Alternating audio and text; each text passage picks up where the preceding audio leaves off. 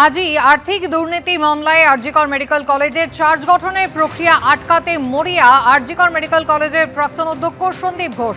প্রধান বিচারপতির দ্বারস্থ হয়েছেন তিনি।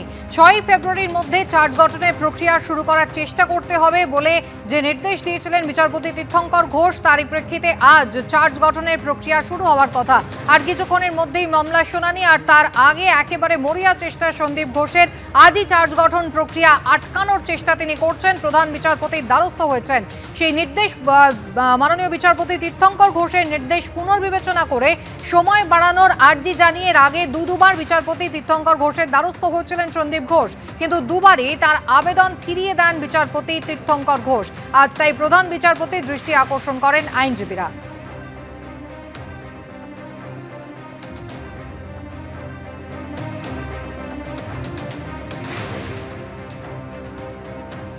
আর কিছুক্ষণের মধ্যেই মামলার শুনানি শুরু হবে। এই খবরে অবশ্যই আমাদের নজর থাকবে। আসি পরের খবরে। আজ থেকে শুরু হচ্ছে বিশ্ববঙ্গ বাণিজ্য সম্মেলন।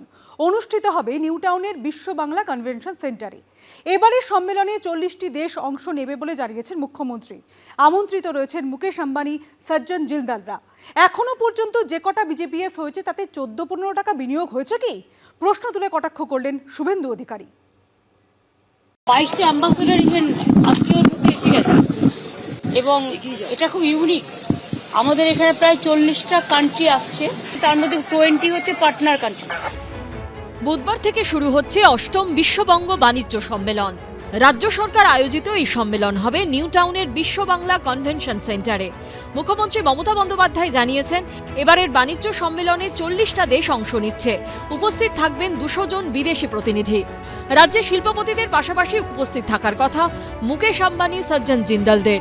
আমন্ত্রণ জানানো হয়েছে ঝাড়খণ্ডের মুখ্যমন্ত্রী হেমন্ত সোরেনকে।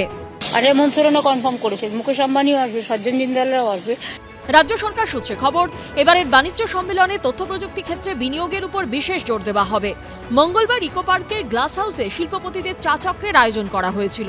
উপস্থিত ছিলেন মমতা বন্দ্যোপাধ্যায়ও। যে কথা নিজের ফেসবুক পেজেও ছবি সহ উল্লেখ করেছেন মুখ্যমন্ত্রী। তবে রাজ্য সরকারের শিল্প সম্মেলন নিয়ে কটাক্ষ ছুড়ে দিতে ছাড়েনি বিরোধীরা।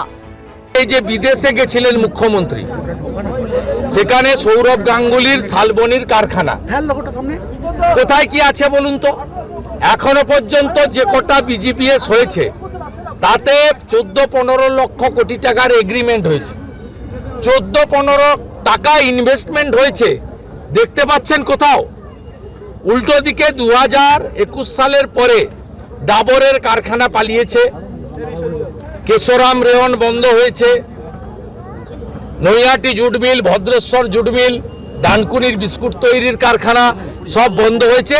এটা মমতা ব্যানার্জির একটা নিজস্ব লোক আছে, সংগঠন একটা ক্লোজ লোক আছে, তাকে এই ইভেন্ট ম্যানেজমেন্ট দিয়ে দেওয়া হয় উইদাউট টেন্ডার। 50 কোটি টাকা বরাদ্দ হয় এ টাকা ঝাড়ার জন্য এটা করা হচ্ছে।